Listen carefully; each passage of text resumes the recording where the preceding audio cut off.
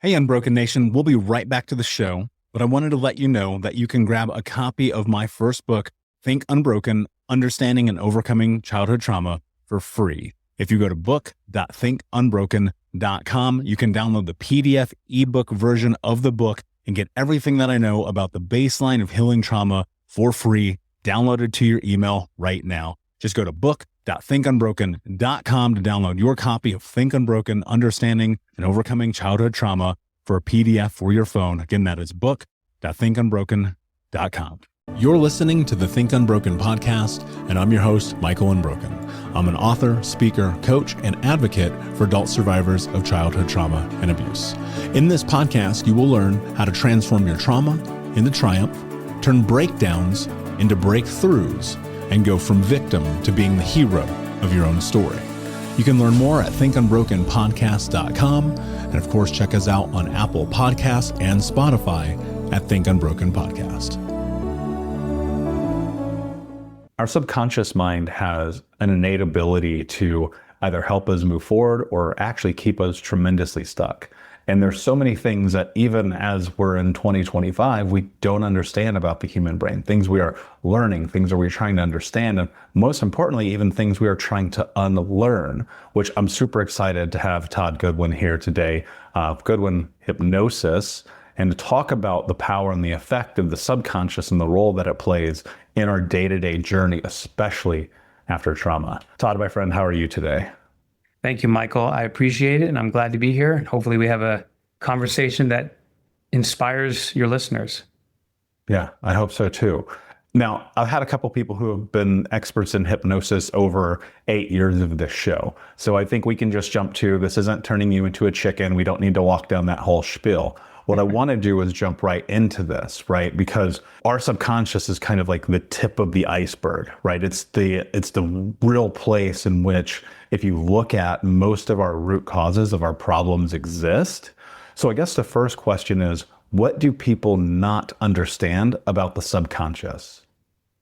Well, I think what I would say, just to slightly adjust something that you said, is I believe our conscious mind is the tip of the iceberg.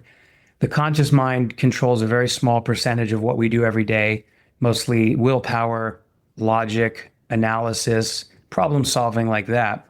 And the subconscious is the vast amount of ice in the iceberg that's beneath the surface. So here's an interesting way of thinking about it. The Titanic saw the tip of the iceberg, but it was the iceberg beneath the surface that sank the ship. And that's kind of how it is with most people, with most of us.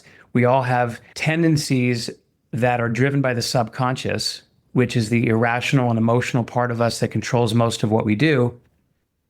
And for better or for worse, the subconscious runs the show.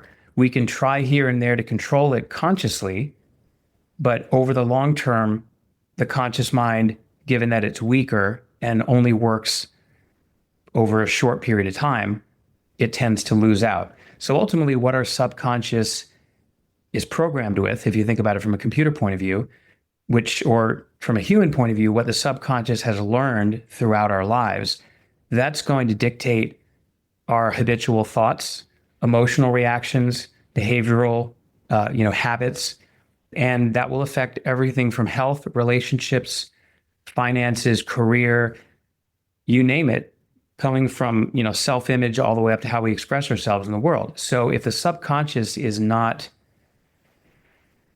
aligned with what we want consciously for ourselves, meaning our goals, then we're going to have internal conflict, elevated stress, and we're going to get frustrated whenever we try to achieve what we're trying to achieve.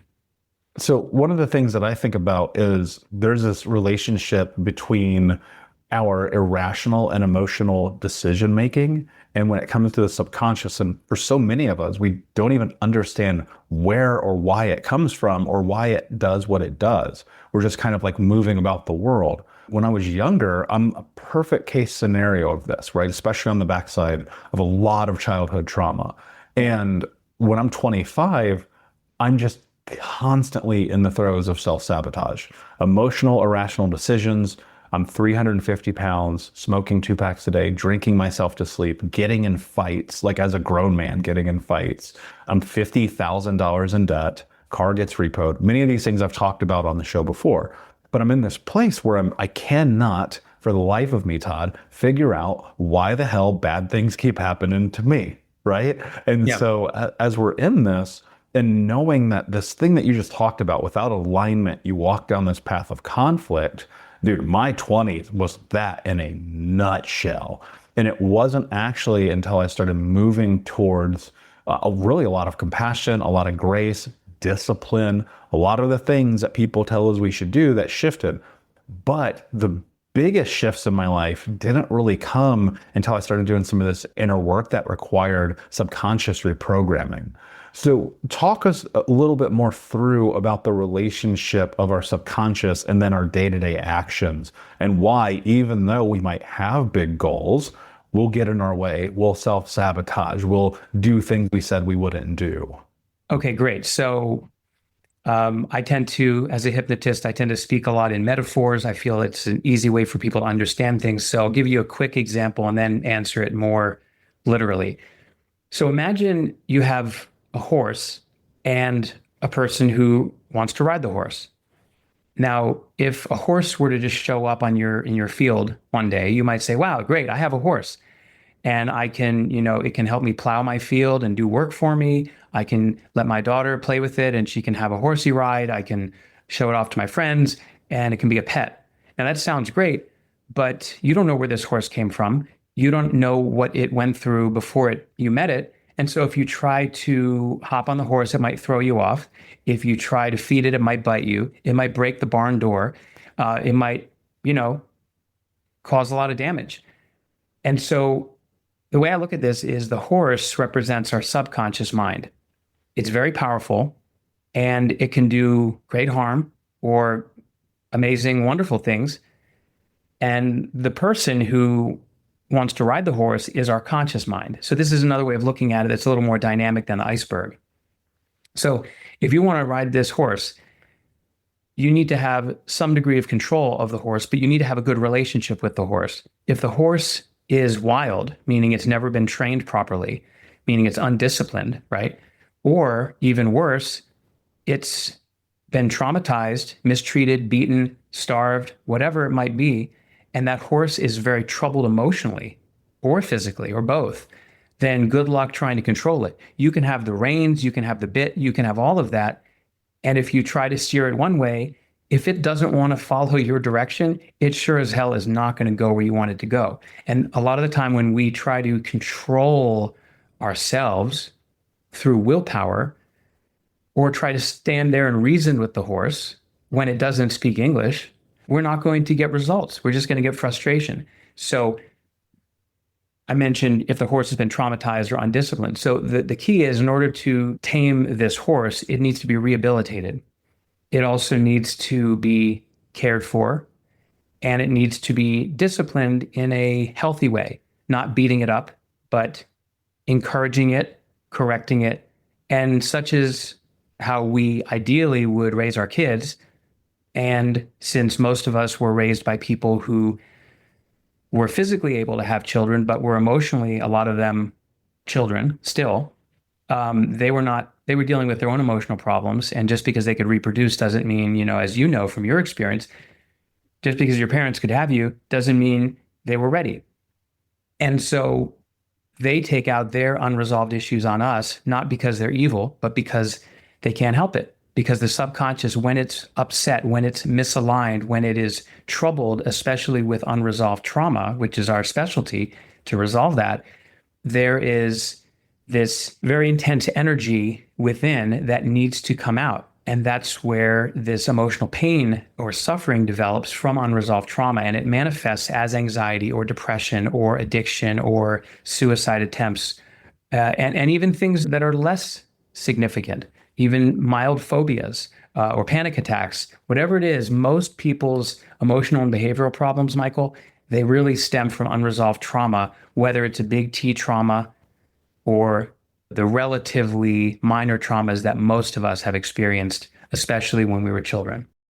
Yeah, and I think so much of it is being dysregulated, right? If Yeah. you look at the reality of the space and time that we live in between online content, social media, the consummate draw to be distracted, people have failed to recognize the present moment. And I think that that's a big reason why they fall into this trapping of the next thing, the next thing, the next thing, right? That dopamine hit, which Yeah. I mean, ultimately is what our conscious and our subconscious is seeking because it feels good.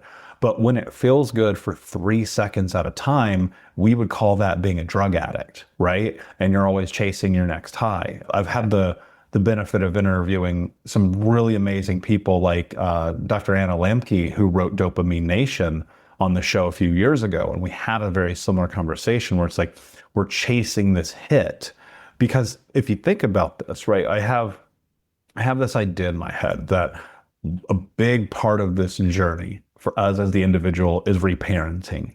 Yeah, If a totally. parent would have taken care of you the way you were supposed to, nurtured you, loved you, spoke into you, showed you it's okay to fail, not belittle you, not put you down, not do so many of the physical, mental, emotional, spiritual, sexual abuse, all of those things, what you actually would have gotten were little dopamine hits. And your little subconscious brain would have been like, oh, it's nice. It feels good to be touched by a human, not the phobia of if somebody touches me, I'm going to have a panic attack, right? And so with us being so unbelievably dysregulated, I mean, are you finding it that sitting with people in hypnotherapy and hypnosis is actually harder to get to the subconscious than maybe it used to be? Hmm. I don't think so. I mean, I've been practicing since 2007, and since 2020, I've seen all clients by Zoom only. And I haven't noticed any drop in effectiveness, either due to that way of working with people or due to the change in the elevated stress level that I think, for the most part, we've all been experiencing for 5 years. Mhm. So I don't know if it's harder. I think in some ways maybe it's harder, but in some ways it's easier. That's kind of a wishy-washy answer. But I think when people are in touch with their suffering, which varies from person to person, and some people, we've had clients who are so overwhelmed that how their life is for whatever reason, that they don't know if they can continue living like that. And then there are other people who are just, bothered and inconvenienced by certain things. So it runs the full spectrum. But I think the more pain someone's in, the greater the potential that they want to do something about it. If someone, I wrote a book about quitting smoking in 2019, and one of the controversial things I said in there, and this was based on my experience working with, at that point, hundreds and hundreds of people to help them quit smoking, is that someone who smokes a pack a day of cigarettes potentially could find it easier to quit than the person who smokes 2 or 3 cigarettes a day. And the reason has nothing to do with nicotine. It has everything to do with the amount of emotional suffering they experience being controlled by something like that, the amount of physical discomfort they might feel due to the effects on the body and all of that. So because the person really is more likely to be suffering, they're more motivated to do something about it, to seek help, to be relentless in the pursuit of resolving it, and not to just be like the dog laying on a nail where it's uncomfortable, but it's not so uncomfortable that it needs to get up and move because it kind of likes laying down. I think the issue with, to kind of go back to what you were saying before, I mean, look, unfortunately, I think it's an inevitability. It might be a little Pollyanna-ish to assume that someday we could be all so well adjusted that we raise our kids perfectly. I don't know if that's in the cards. I think what is realistic is that despite the bumps and the bruises that people get growing up, childhood, adolescence, and so on, where I've found most traumas, even little ones, like, the adverse childhood experiences that you're familiar with those studies and everything, I'm sure, the little things that may not be a horrific trauma, but they can cumulatively affect someone in a negative way and how their sense of self develops and how they relate to the world. So, childhood could probably be defined as the period during which you get screwed up. And then it's up to you if you choose to accept the responsibility as an adult with self-awareness and perseverance to get unscrewed up. So, if you drive a car for long enough, it's going to get scratches. It doesn't matter how well you protect it. If you use it, it's going to get dents and bird crap and other things on it. The key is not how do you protect it from ever happening. There are things we can do to help it in society, but ultimately people are going to get traumatized. What I've found, which is inspiring to me consistently, is that pretty much no matter what kind of trauma it is, how long it's been since it happened, how big it is, the mind, the brain, however you want to look at it, can unlearn the trauma, can de-energize the traumatic memories, which are filled with a lot of strong negative emotional reaction. That can be neutralized, usually very quickly. And then someone who had learned that they're not worthy of love or that the world is unsafe based on the evidence of their experiences, once those memories change, then the anchor holding those limiting or disempowering beliefs in place has been released. Then that's where a lot of the hypnosis comes in to change the beliefs. So, hypnotists do not, at least my kind of hypnotist, my wife and I were both board certified hypnotists. So we both work together, different clients, but the same material, same stuff. We don't make people cluck like a chicken. We help people relearn things. We help people change how they think, because how you think will dictate how you feel, and that will dictate how you act.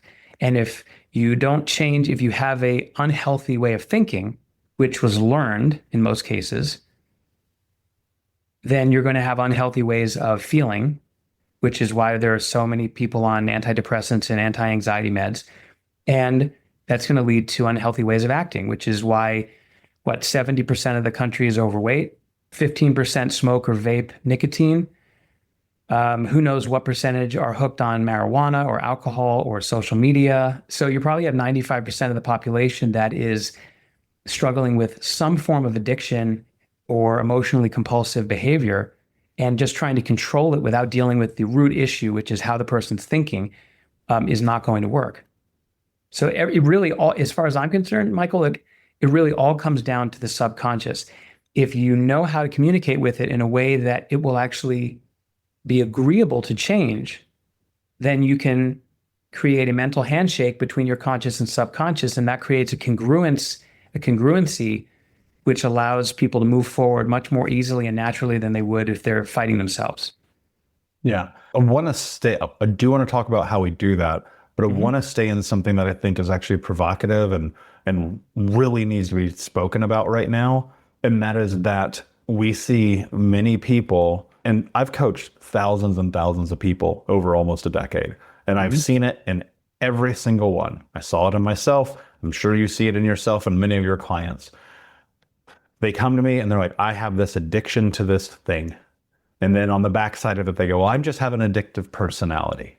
And then I go, wait a second, you're telling me you're addicted to chaos.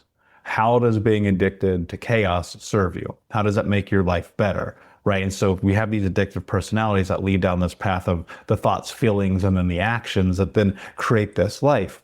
And it's like, okay, we can rationalize, like smoking the cigarette is bad. We can rationalize, I'm not going to eat, or I can rationalize I'm going to McDonald's because it's there and it's convenient. I can rationalize cheating on my wife or husband. We can rationalize all of it.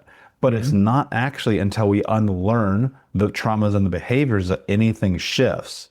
One of the things that I saw in myself, which now I'm heading to 40, I've been doing this work for 14, 15 years. I mean, constantly in the journey of the healing.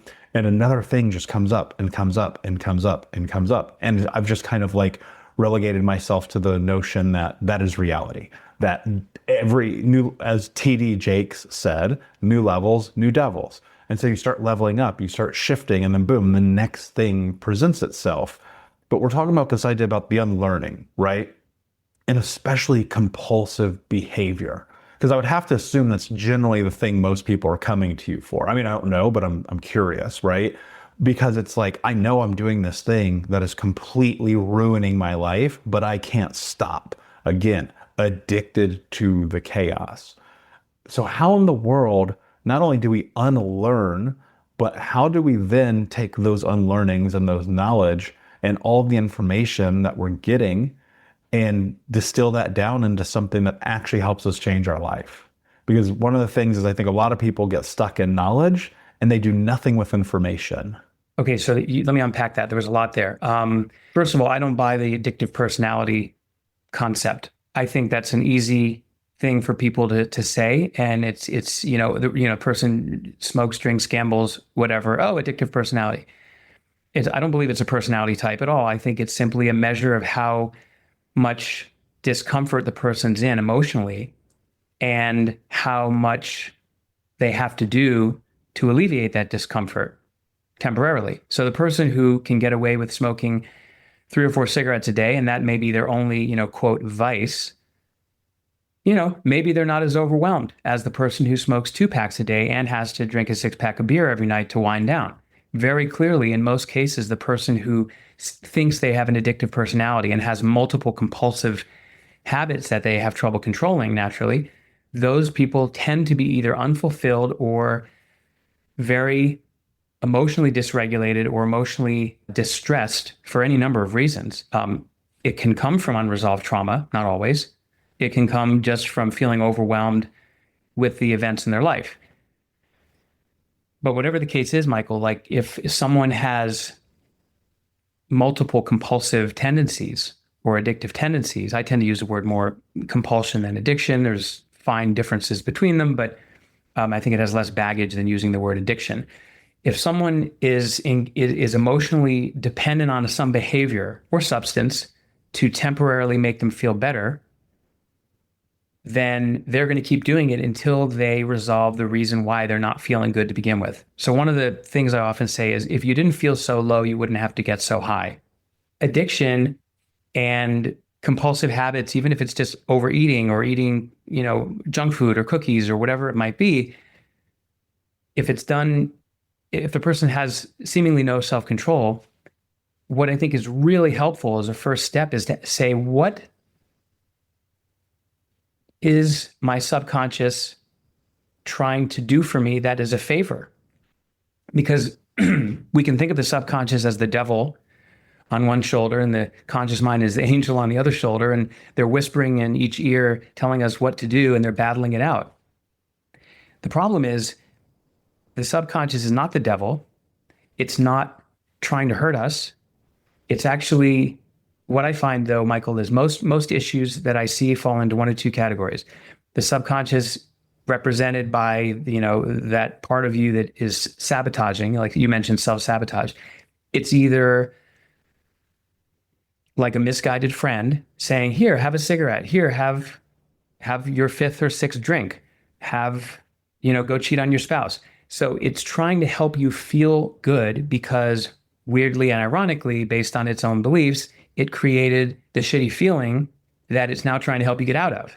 So it creates the emotional distress, and then it offers up a behavioral solution to help you feel better temporarily. Now, if it really fixed anything, there would be no addictions because you would do it once and problem solved. So the misguided friend, like if you're on a diet and your friend imagines that you must be suffering eating kale and how awful, and and it'll say, come on, just have one cookie. It's just one. It's not going to kill you.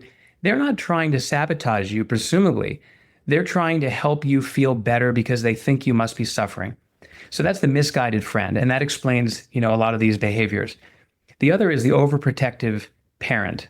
Now, if you had a parent who was not at all overprotective, you may not relate to that. But in general, we can think of the mother who says, oh my gosh, don't go outside after dark. The world is a scary place. Make sure you wear your mittens or you will freeze, all these.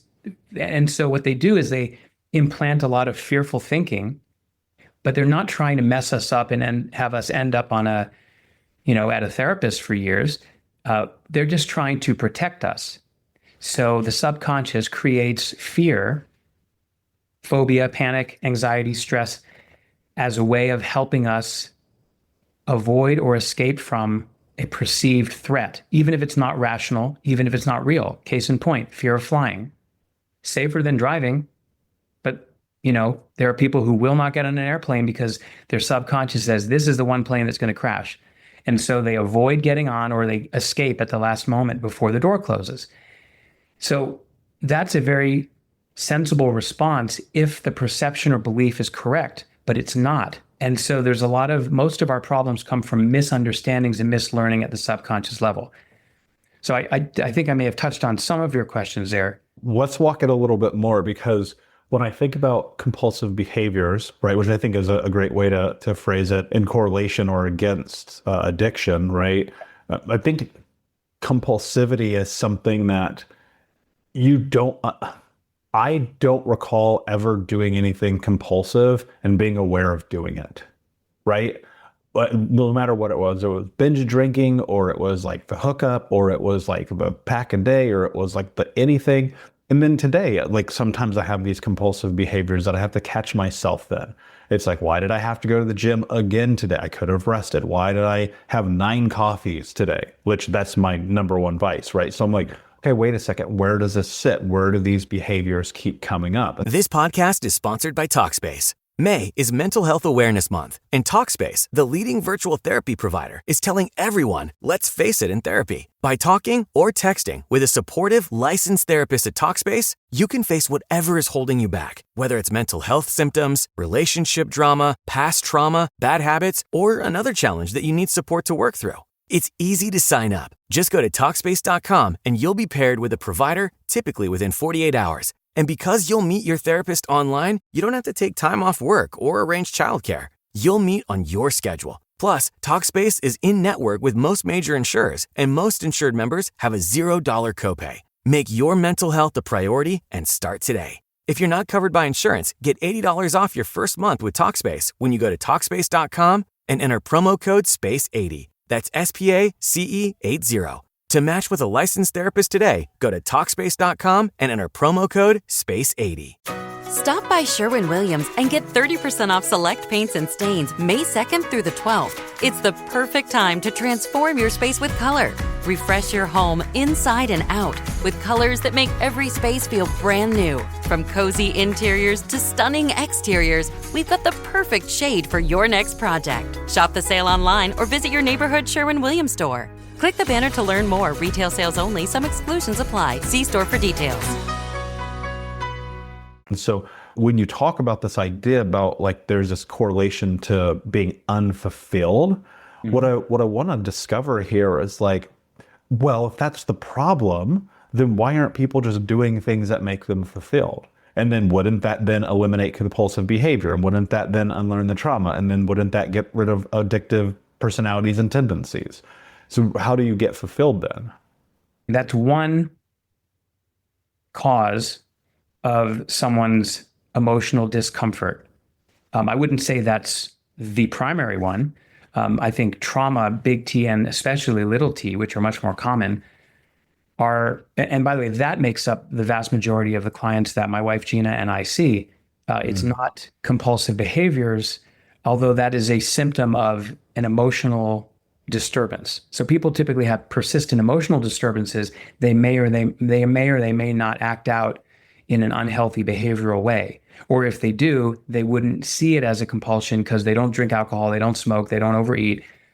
Maybe they don't overexercise, but they might work too hard. They might think they love their work, talking about fulfillment, but really they are working like workaholic kind of behavior, type A personality behavior, and they're putting way too much pressure on themselves, even at the expense of relationships or health, because they feel like if they slow down or if they don't achieve X, Y, or Z, then they're not going to be good enough, or they're going to think that they're a failure, or they're less than, or they're not living up to someone's ideal, including theirs or their parents.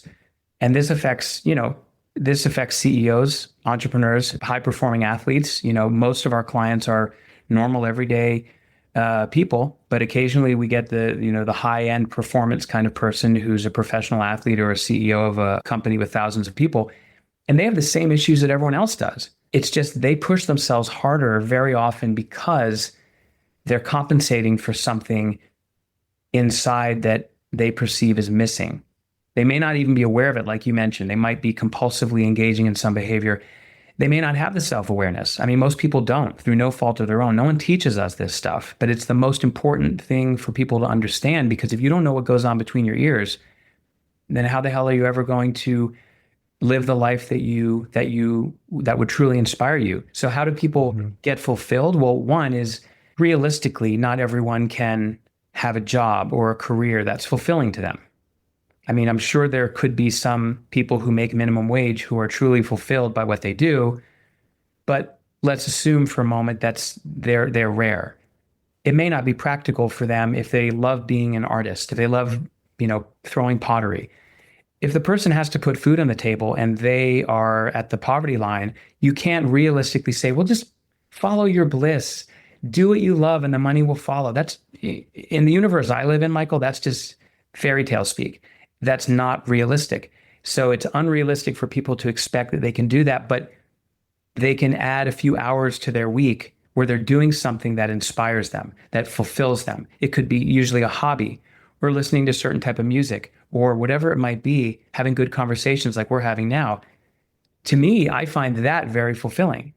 So even though I love my work most of the time, even if I didn't, if I have a few hours in the week where I'm doing something that I enjoy, like personally, I love gardening, I love playing with my dog, I love taking a walk with my wife and having these kind of conversations, that might be enough. So someone doesn't have to, not everyone is going to be able to spend 40 hours a week doing what they love.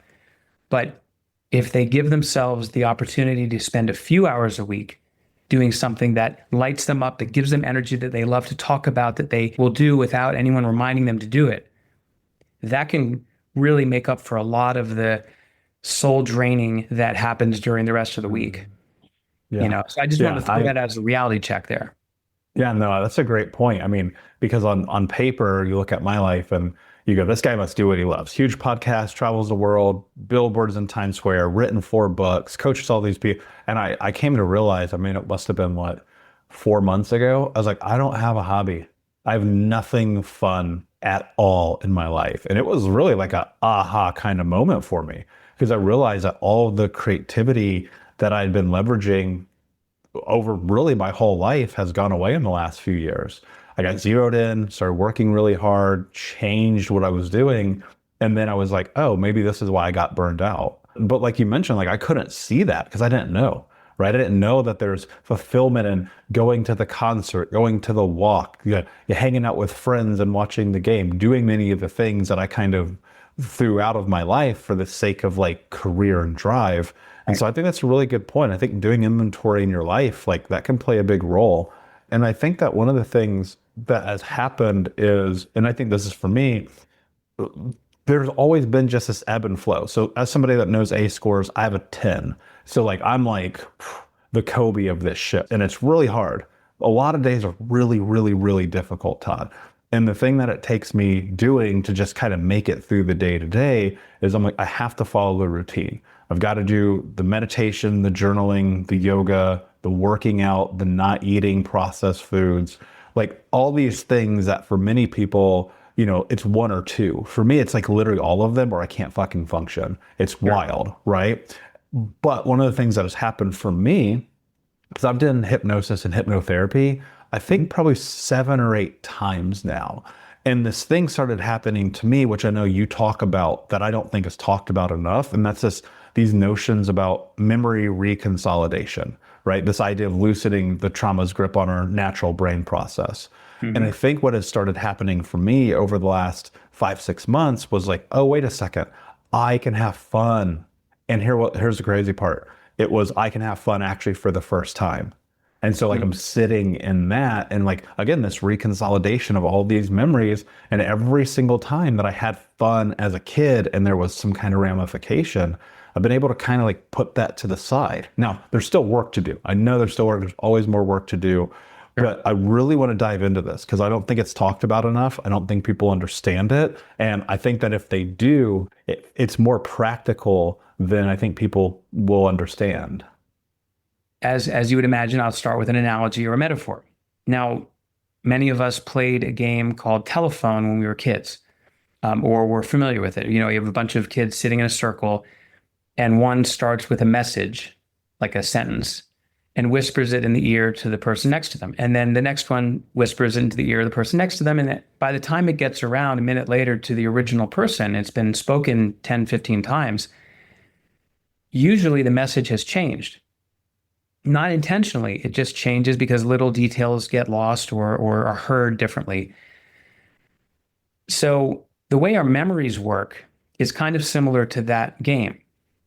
Each time we access a memory, and let's just for simplicity purposes call it consciously accessing it. Like, let me tell you about a time when I was so-and-so age with so-and-so wherever I was. And I'm going to tell you about that experience. What I'm actually recalling is not the original imprint. It's the last time I recalled it. So each time you recall a memory, what you're doing is you're accessing the circuitry in your brain. It becomes malleable. So think about it like a ball of clay. It actually becomes soft and malleable. Now, most of the time when we talk about a memory, or an experience we had, the differences from one time to the next are very subtle. And so we usually don't notice that there could be a mild drift over time. And it's usually not important. But every time we remember it, we're remembering the latest version, like software, the last time we saved it. Think of it this way. You pull that clay ball out of your head. That's the memory, okay? And then it's now soft. So you don't have to change it, but you could. And then if you do change it, and then it goes back into your head, when you goes back into long-term storage in your memory, it solidifies, usually in the span of minutes or hours. And that becomes the new state that you remember. The reason why this is important is that when people who have experienced traumatic events, and again, doesn't have to be a horrifically large T, big T trauma, it could just be any emotionally upsetting experience that we have not properly addressed, which most people haven't through no fault of their own. So almost all of us have experienced some trauma in our life, generally when we were children or adolescents. And when we talk about it, especially if we repeat the same story again and again, all we're really doing is reinforcing that story. In a way, we're strengthening the circuitry in our brain because we're giving it more life. We're giving it more legitimacy by telling the same story again and again. This is one of the problems with identifying with your problem, as opposed to seeing that as a tendency or behavior or something you learn. Like the person who struggles with alcohol saying, I am an alcoholic. Will you show me someone who says, I am an alcoholic, and they can't, incant that to themselves again and again? And I'm going to tell you, they stand a much higher likelihood of relapsing than the person who says, I am a person who, for whatever reason, tends to choose to use alcohol to make myself feel better. Because one is the identity, which predicts behavior, and the other is just behavior, which you can change. So identity is important. And if we have a traumatic experience and we identify with that trauma, and that becomes our persona, that becomes how we think of ourselves, then that can become like a foundational operating system in our mental computer. And it can run so much of what we do unintentionally. So what memory reconsolidation does, and that's a big part of the work that Gina and I do to resolve trauma, usually very quickly, at least the memories, is we have our client access that memory without needing to give us the story. So most of the time, we have very little information about what their experience was, because not because we don't care, just because it's unnecessary and it just eats up a lot of time, and there's no point reinforcing it for the 100th time. So we don't need to know much at all, but they think about it. They're probably feeling emotional discomfort. It might affect them for a minute or so. They might feel their heart rate increasing if it was a very upsetting experience. And then we go through a variety of different techniques and different methods that are, innovative and a lot of the time improvised. And it changes how they think about that experience, but not at a conscious level, because that doesn't matter. It changes how their subconscious represents it, how they see it in their mind. The dialogue that is the soundtrack or is the audio track to that experience, the emotional tone that they experience while they're recalling that memory. All of that can change in minutes. And we use a variety of tools to do that. And what happens though, Michael, which is remarkable, and it never gets old, quite honestly, is that for most people, they can go from being really agitated or upset or angry or sad or scared, whatever it is, recalling it, which they've done 100 times on their own, to either feeling neutral about it or maybe minimally bothered, going from like a 7 or an 8 out of 10 down to like a 1, or sometimes laughing. And the really cool part is once we're done doing that, and like I said, that can often be minutes, 3 minutes, 20 minutes. When it's done, that becomes the new way that their subconscious stores that memory. And importantly, they don't suddenly say, oh, nothing ever happened to me in the past. So it's not like the neuralizer from Men in Black. It doesn't erase their mind. What it does, they still have the full knowledge of what happened. They can still say, oh, yeah, sure, I was attacked. I was held up at gunpoint and the guy, had the gun to my head and stole my purse. But now they can talk about it and feel little or nothing as they talk about it. Whereas before, they might not have even been able to think about it without getting really nervous and panicked. But when they think about it, it doesn't bother them, but they still know what happened. So in a nutshell, that's what memory reconsolidation could do. And I do want to say this other thing, is that is a natural state, that's a natural process in the brain. It happens anyway, like the game of telephone. But if it's going to happen naturally, why not intentionally guide the change in that memory instead of just saying, well, let's talk about it 100 times. That's hugely important. And in the work we do, it's maybe the most fun part for our clients as well. When most people would think trauma work is horrible and difficult and painful. And usually it's painful for a minute or two. And then it's actually kind of fun, weirdly. Yeah, I mean, this is a big reason why this is just my own personal thing. I've always said I wish that I would have gotten a coach or a hypnotherapist before a regular therapist in this journey, because I just, there's behavioral changes that are associated with those memories that I know that when I shifted those, my life changed. Like it was crazy. I mean, I can almost track it like a watch. Like I could look at some of these experiences, whether it was CBT or EMDR, and while those were very powerful, honestly, for me, it was hypnosis and then having a coach that carried the most weight, because I felt like if I could control my behaviors, I could change my life.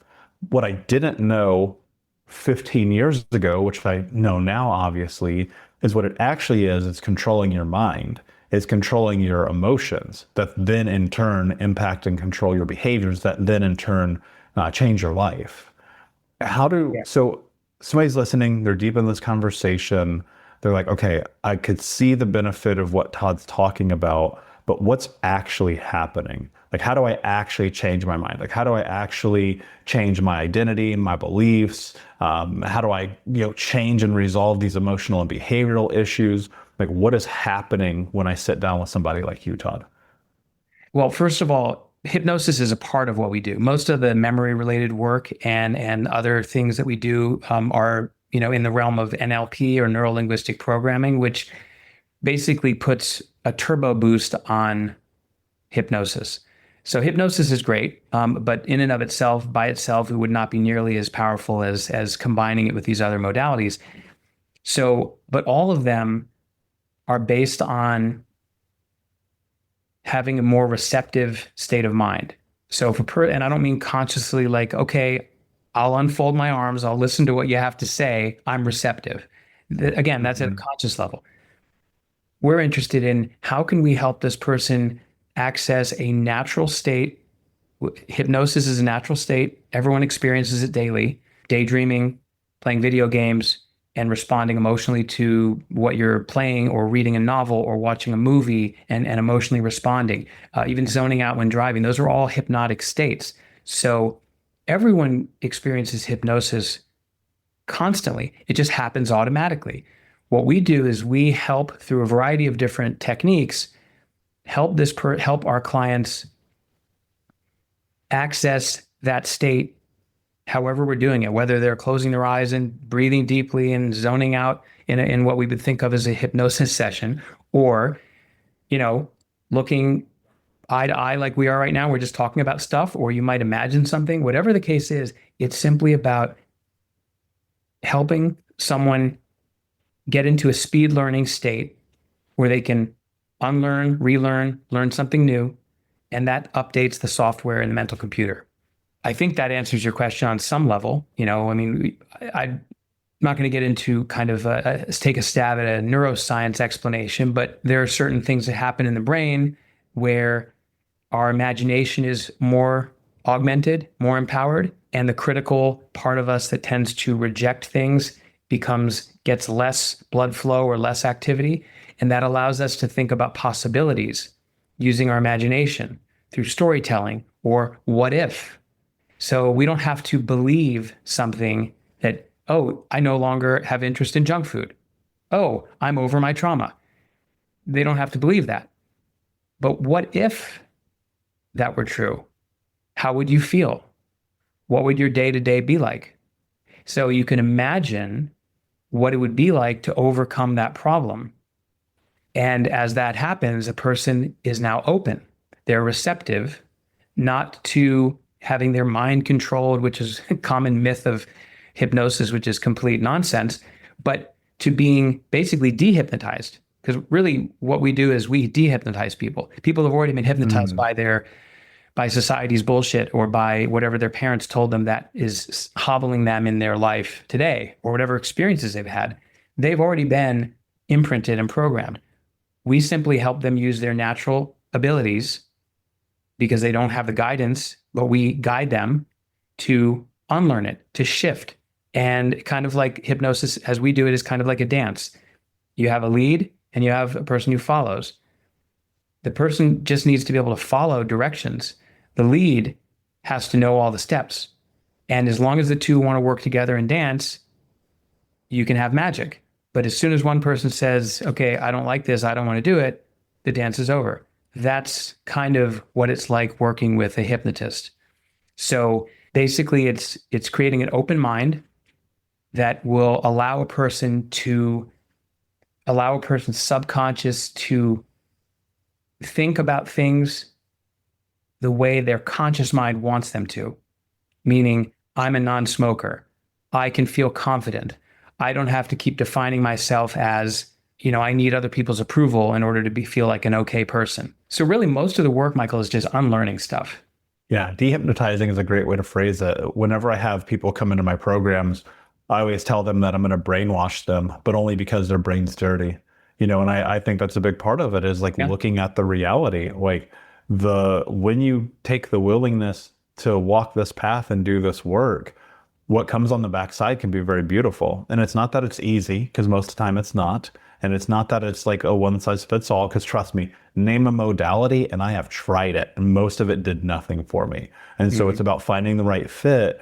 And then ultimately, I think what it's really about is not giving up. It is the willingness to keep showing up, to keep doing the work, to know, again, as I mentioned, 15 years into this, just myself and more money than I care to even mention, just trying to be this normal, the next thing is coming.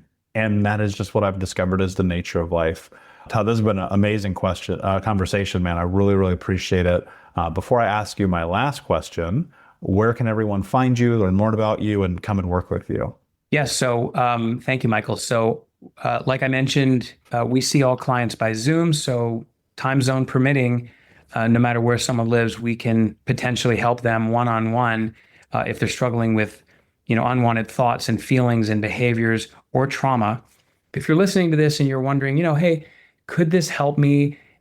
Is this the kind of thing that could really make a difference? We did create a 1-minute survey on our website, and it is literally 60 seconds to do it.